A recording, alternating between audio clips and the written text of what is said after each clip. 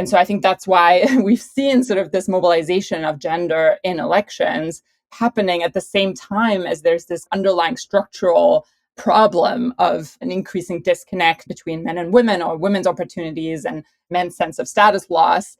And those things coming together, creating this particularly toxic mix at the moment. Welcome to Global Dispatches, a podcast for the foreign policy and global development communities and anyone who wants a deeper understanding of what is driving events in the world today. I'm your host, Mark Leon Goldberg. I am a veteran international affairs journalist and the editor of UN Dispatch. Enjoy the show.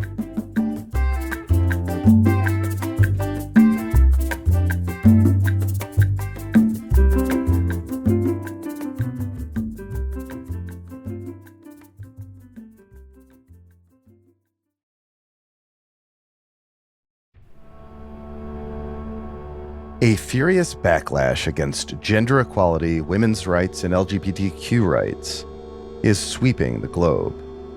In a new report for the Carnegie Endowment for International Peace, my guest today, Saskia Brechenmacher, shows that this backlash is not just a temporary reaction to recent progressive reforms, but rather a key front in a larger cultural and political realignment that is taking place across a diverse set of countries.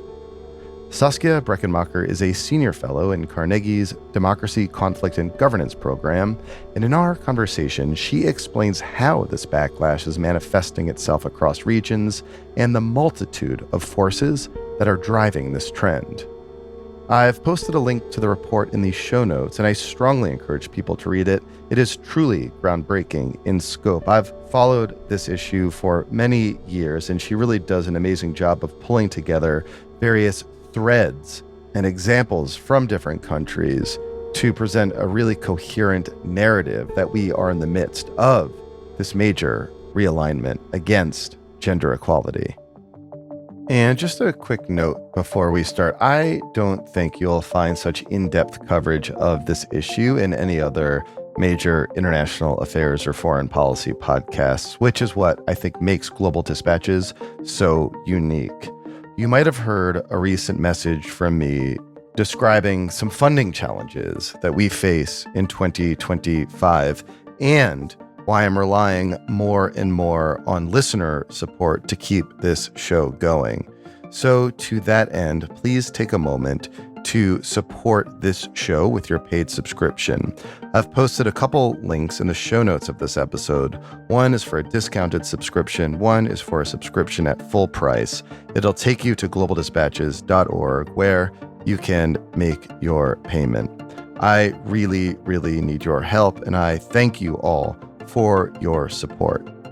Now here is my conversation with Saskia Brechenmacher of the Carnegie Endowment for International Peace.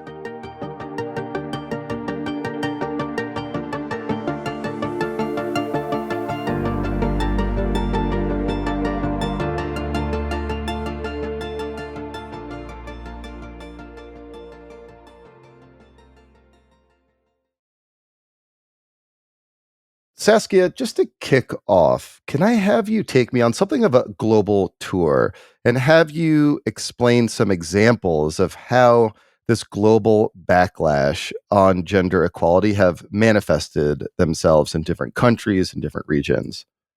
So maybe just as a quick explanation of background, the past few decades, we've seen a ton of progress on gender equality, right? That was generally the trend across all regions of the world. Obviously, we saw much more progress in some places than in others. There are definitely many parts of the world still marked by fairly traditional gender norms and values that are also embedded in legal frameworks. But there was a general trend toward liberalization. But over the past 10 years or so, we've noticed that that doesn't seem to be happening to the same degree anymore. And instead, we're seeing much more contestation of existing gender equality laws and policies, as well as liberal gender norms at multiple levels, at the domestic level in a number of countries, as well as at the international level in multilateral institutions like the United Nations. But as you alluded to in your question, it's not quite playing out in the same way in all places. So the pushback has been most pronounced, I would say, in the Americas, so particularly in South America, but more recently also, of course, in the US. In Europe, particularly in Eastern Europe, Russia and the former Soviet region, I think those are really at the forefront of the trend. Russia in particular, already in the 2000s, 2010s, the government started advancing fairly regressive gender equality laws on a number of fronts, particularly targeting LGBTQ issues. Who can teach about LGBTQ issues in schools? What can be said about them on TV? Those kind of things. And then what we noticed is that there was some copycat effect. So other countries started taking up similar legislation, and we saw that particularly in the region. So, right in the broader Eurasian region, other countries like in Hungary, Viktor Orban, for example, would put forward a similar law that was closely modeled on the Russian example. So there are these regional copycat effects. What about in the Americas? You said was one of the standout regions for this backlash against what was seemingly unrelenting progress on gender equality from the decades prior. What are some manifestations of that backlash in the Americas?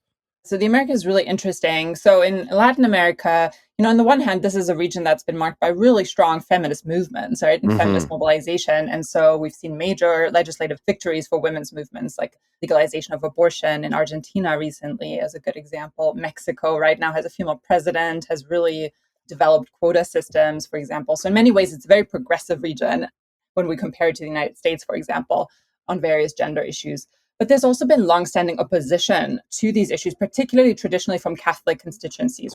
So there's a lot of sort of traditional resistance against abortion liberalization, for example, in Latin America. So that infrastructure was already in place since the 1980s. In the 90s, it existed, right? Catholic institutions pushing back against efforts to liberalize abortion laws in particular. But what we've seen since then is actually that movement has changed, evolved, and broadened in many ways. So you now see much more active evangelical networks in the region as well. Evangelical churches have grown across Latin America over the past couple of decades. So they're playing a more active role in politics. They often have ties to evangelical churches in the United States. So there's interesting international, transnational networking happening there. But then you see these coalitions also increasingly include secular actors, right? There's some conservative business interests, some sort of former military actors that in general espouse a more conservative worldview. And Bolsonaro in Brazil is a good example of that, right? Not someone who was traditionally seen as a Christian political figure, more from the military regime, but has since embraced a more Christian conservative ideology in part to grow his constituency. And so is also now advancing, and definitely advanced when he was still president of Brazil, a very conservative worldview when it comes to gender matters. And that's been a trend across multiple countries in Latin America, although Argentina and Brazil are definitely some of the most kind of vivid examples of this trend. In Latin America, are there like specific examples of legislation that's been passed or policies that have been enacted that are a reflection of these kind of conservative cultural values? Yeah, so one good example is sex education in schools, which you wouldn't traditionally think of as such a controversial issue, but it actually has emerged as a flashpoint in a number of regions, including in Latin America, particularly as parent groups and more religious organizations are, they're worrying that what's being taught in schools is somehow corrupting young people, teaching them about LGBTQ issues in particular, teaching them about issues related to gender identity or abortion, that is somehow undermining, right, parental control over what children learn. And so there have been efforts to change sex education laws and policies, including in places like Brazil, El Salvador, and Peru. They've all introduced new restrictions on sex education or increased parental control over sex education in the schools. So that's one good example. What about Africa? Are you seeing elements of this backlash take hold in certain countries in Africa as well? Yes, definitely. So Africa, obviously it's a very diverse, complex region. If we're talking specifically about sub-Saharan Africa, one interesting trend there has been the sort of diffusion of anti-LGBTQ legislation in recent years. I should say up front that, legislative frameworks in a lot of African countries are still quite restrictive when it comes to LGBTQ issues or when it comes to abortion, right? So they don't necessarily legalize abortion. So a lot of the resistance on the continent has centered on preventing liberalization or making existing laws even more restrictive in various forms. Uganda is often, cited as the prime example. It's been in the news a lot because of the anti-homosexuality bill that passed recently, which is extremely restrictive and basically makes it illegal to be a gay person in Uganda. But the origins of that law are quite complex and interesting. And what we see across different parts of Africa, particularly Anglophone Africa, is that there is this strong transnational element where Christian groups, particularly from the United States, over time developed strong linkages to local churches, pastors, and religious networks. And that there was a lot of sharing of strategies and tactics and discourse over the past couple of decades, and sometimes direct, efforts to influence legislation by foreign actors, which have then resulted in some of these proposals that we're now seeing pop up in different African countries, and that are definitely being shared as well. Because, for example, when you saw the restrictive bill pass in Uganda, similar initiatives popped up in other places, including in Ghana, for example. In Kenya, there's a similar effort underway, not always successful, but you can see that activists are sort of learning from each other, and the same types of international actors are also involved. I know we're taking a bit of a global tour. I think we'll skip over the Middle East just because there wasn't much progress to start with for there to be much backlash against. But are there any final examples in East Asia that you would cite? East Asia, in many ways, is sort of at the forefront of this trend more broadly. What's interesting about East Asia is that the phenomenon of backlash against progressive gender equality norms and laws isn't rooted as much in international transnational networking, as I just noted, is the case in Africa, also in Latin America, in Europe. It's really a domestic phenomenon in many ways. And I think there are various factors coming together in East Asia to make this a particularly potent sort of region for backlash. There's been a lot of economic development, fast economic development over the past decades, and that have brought a lot of advances for women, increases in women's labor force participation, access to education, a lot more women are earning money, those kind of trends. And those have happened pretty fast. But at the same time, gender norms remain fairly conservative in terms of sort of who's expected to do the bulk of the childcare and housework, et cetera. And so you see a lot of women rebelling against that, right? And saying, we don't really want to put up with this traditional marriage model anymore. And there's been a lot of feminist mobilization as a result. South Korea, for example, had a super active Me Too movement with women speaking out against sexual harassment. So a bit of a clash there between, women's changing socioeconomic position and then the reality of the dominant norms. And so the increase in feminist mobilization and discourse as a result has also sparked a pretty vivid backlash. Interestingly, in South Korea, but also Japan and to some degree China, it's driven a lot by sort of online discourse, and especially men's rights groups and activists that are very active online have built these online communities. So we've seen a lot of uptake in harassment of female figures or women who participate in online discourse. And so the online space has really emerged as a really key kind of contentious space over these issues. But it also comes up around, obviously, legislative debates. And we've seen it spill over into formal politics, particularly in South Korea, where the 2022 election was really, to a large degree, about gender issues because two different parties positioned themselves on different sides of the gender debate, with one party kind of espousing a much more conservative position than the other. So it definitely is having an impact on politics as well. On that point, I mean, your paper, I think, is just fascinating for the fact that you don't just argue that this backlash that you've described globally is a consequence of recent rapid reforms and progress, but rather part of some broader cultural or political realignment that's happening around the world. Can you unpack that a bit? Yes, of course. So in the paper, I argue that they're really, when you look at the drivers of the phenomenon, different factors that are coming together. So on the one hand, you have these more structural variables that I just talked about in the context of East Asia, right? So that there's been major changes in women's socioeconomic position over the past several decades in many places that coincided with sort of shift in cultural debates around gender issues, much more feminist mobilization. While at the same time, men, even though they may still be the dominant economic actors in most places, they've suffered a relative status loss. And you see that across all kinds of variables. They're not going to university at the same rate as women anymore. They may be earning less than relative to, right, their fathers or grandfathers in the past. They might feel less secure in their economic position. So there's this sort of relative status loss happening that is fueling kind of a sense of resentment, in some places anger or frustration and loss among men. And so you see that in different regions of the world, even as women, are reaching new opportunities. But I would argue that that's not the only thing that's happening. This is kind of coinciding with various political factors that are accelerating and fueling the trend and really tapping into these forms of resentment.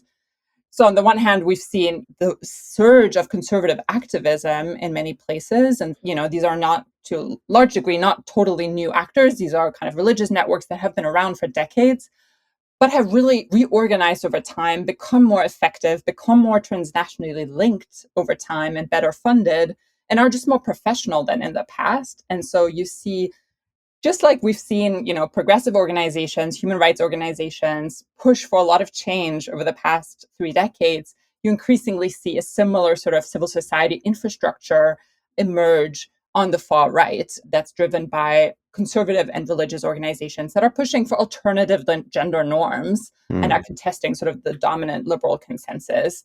And those actors, as I mentioned, are active, at the international level, but also across countries, right? You see organizations like Citizen Go, which is a Spanish organization, has offices in Africa, right? And is sort of pushing for reform there. So there's this transnational element. And then the final part of this is that also we've seen in the past 20 years this trend of democratic erosion in many parts of the world, where even in places where we thought democracy was fairly secure, it turns out it actually wasn't that secure. And we've seen actors and political parties come to power that challenge dominant liberal democratic frameworks and values and norms in various ways, often from a right-wing populist perspective. And so obviously Trump in the United States is a prime example of this, but there are others, right, like Orban in Hungary or Erdogan in Turkey, to some degree, Bolsonaro in Brazil, all part of the same kind of phenomenon, in the sense of that these are actors who are coming to power through elections. They often enjoy a fair amount of popular support, but they're in many ways contesting elements of liberal democracy quite explicitly and saying we actually have a more majoritarian agenda, right, that's rooted in the silent majority, and kind of going against some of those liberal rights frameworks that were previously taken for granted. And so there's been this interesting alignment where a lot of these actors have recognized that gender issues are a really good mobilizational tool because they tend to be controversial, particularly LGBTQ rights or trans rights, right? These are controversial issues. They're sensitive. There's often a lot of religious opposition to them. So it's an easy issue to take if you're trying to kind of stir up polarization, win an election, mobilize voters. They become sort of a symbol, right? So it's not really just about gender. It's not just about abortion. It's not just about, right, who can use which bathroom. It becomes kind of a symbol of what you are against. You're against a certain kind of liberal culture, overreach that's being driven by international organizations or activists that don't understand everyday people, who are dogmatic and radical, right? It's an easy framework to use to polarize the electorate and mobilize support and kind of make yourself the defender of traditional norms and values and a more traditional way of life. And so I think that's why we've seen sort of this mobilization of gender in elections happening at the same time as there's this underlying structural problem of an increasing disconnect between men and women, or women's opportunities and men's sense of status loss. And those things coming together, creating this particularly toxic mix at the moment. So a couple times now you've alluded to actions at international forums, at the United Nations, and just kind of thinking back on my own experience having covered the UN for about 20 years, really like the first 10 years that I covered the UN, forums like the Commission on the Status of Women, for example, were platforms for progress on women's rights and gender equality, where you saw tangible progress being made.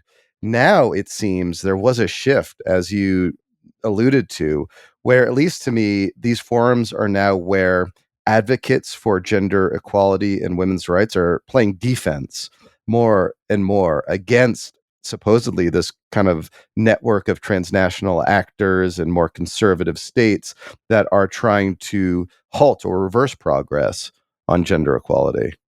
Yes, absolutely. And I think you're right. The United Nations in particular was such a crucial forum for women's activists throughout the 20th century, but particularly in the second half of the 20th century, because they face such stark opposition within their own countries, a lot of them like strategically turned, right, to international institutions and sort of thought of them as an entry point, right? If we can change international norms and treaties, et cetera, that will then create pressure on states to in turn transform their domestic frameworks. And in fact, that strategy proved fairly effective, as you mentioned. We saw a lot of changes in legislation as a result of that international norm building, even though there obviously always was resistance and, there were always problems with that. Organizations like UN Women, right, which is the main entity in the United Nations, dedicated to gender equality, was always underfunded, et cetera. So it's not that there was some sort of perfect equilibrium, but definitely there was momentum in a certain direction. And that's no longer the case. I think in part because, as I briefly mentioned, there is this much more professional infrastructure of lobbying and advocacy that now focuses on these international organizations with the aim of blocking, language related to things like sexual and reproductive rights, for example, or LGBTQ rights, or women in all their diversity, those kind of terms that have become controversial. Hmm. You now see a lot more groups that are actually, actively lobbying representatives at the UN, but also, we see it at the EU level, we see it in the World Health Organization, in various international forums, and are exerting much more pressure. So there's pressure coming not just from the side of women's movements and gender equality activists, but also from these other constituencies. So it's just become more competitive in a way than in the past.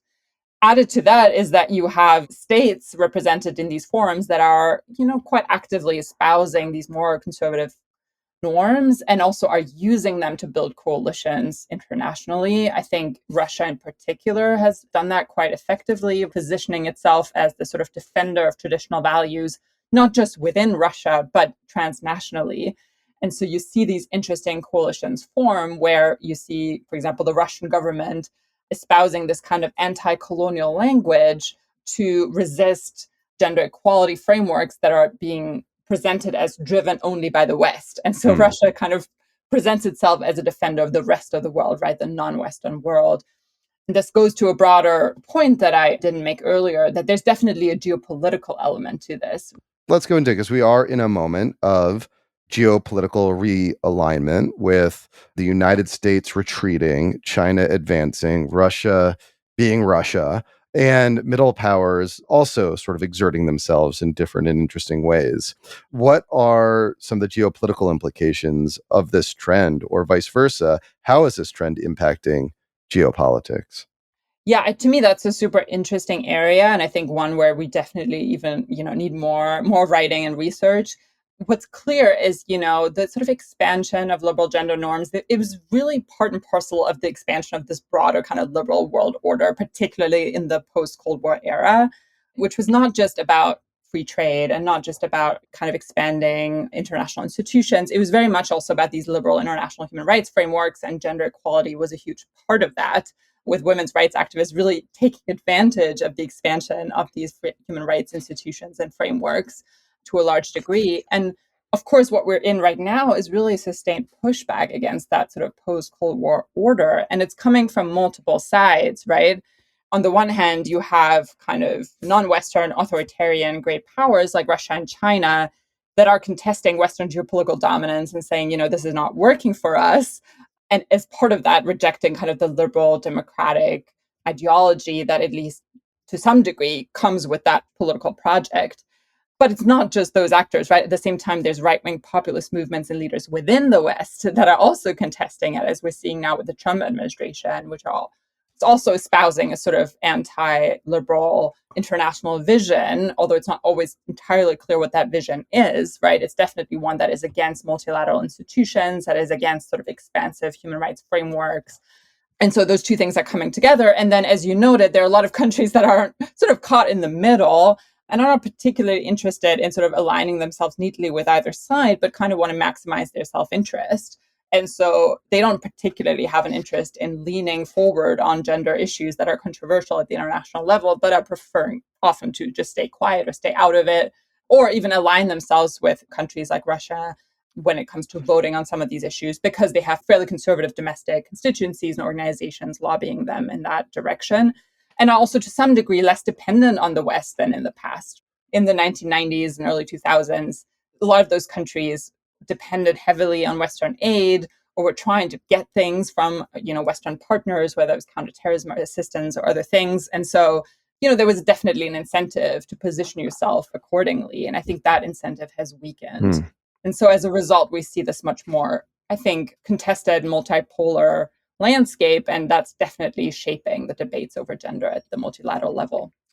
What opportunities do you see to stop this backlash and potentially even restart progress on a global level towards gender equality? I mean, as you describe it, it seems like there's like a witch's brew of forces that are aligning at this unique moment to reverse progress we've made on gender equality. Everything from the transnational networks of conservative organizations that you cited, but also just demographic and macroeconomic trends as well.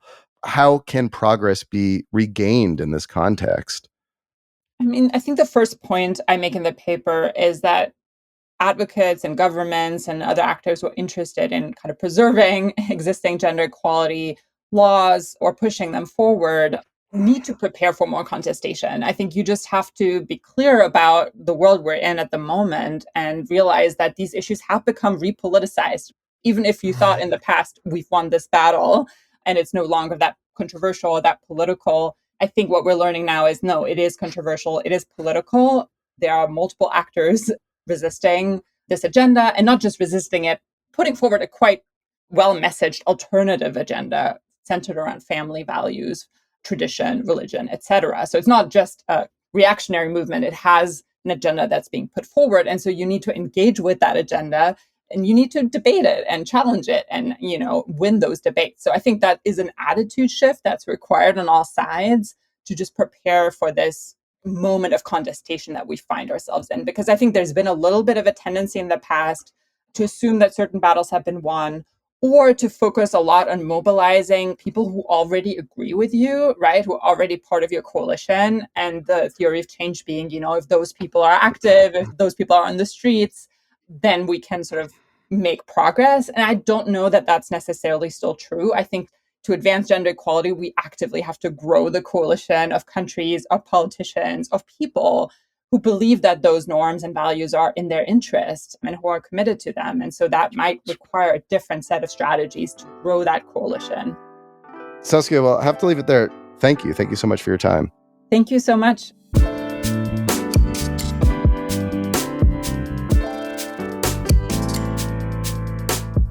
Thanks for listening to Global Dispatches. The show is produced by me, Mark Leon Goldberg.